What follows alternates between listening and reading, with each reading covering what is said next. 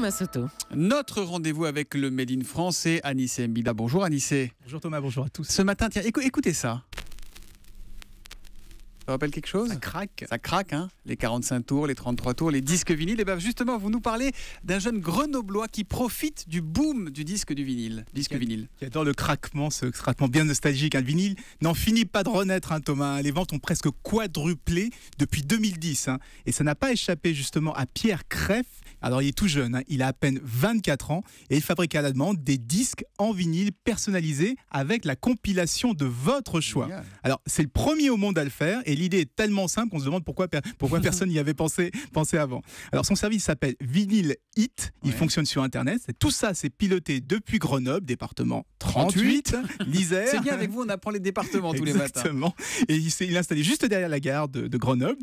Alors vous choisissez vos titres parmi un catalogue de maisons de disques, un visuel, le petit macaron au centre, une pochette et hop, la galette est livrée chez vous. Elle est fabriquée à 40 km de là, à Chambéry, dans la vallée. Et vous recevez votre disque vinyle chez vous.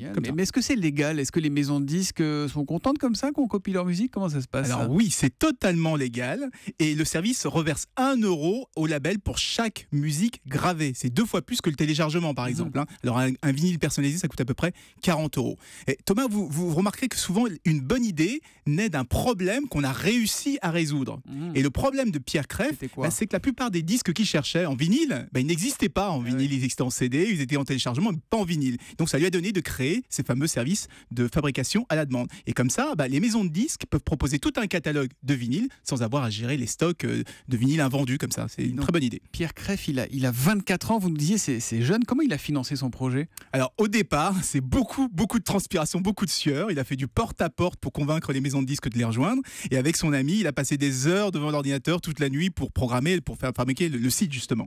Et ça finit par payer, puisqu'il vient de recevoir une bourse French Tech de BPI France. Vous savez, c'est la fameuse banque publique d'investissement qui subventionne les entreprises innovantes. Donc ils vont enfin pouvoir embaucher et enfin pouvoir dormir la nuit. Voilà, donc aujourd'hui c'est du Made in Isère, Made in 38 avec vous Anissé Mbida. Écoutez, un petit jingle européen en version vinyle.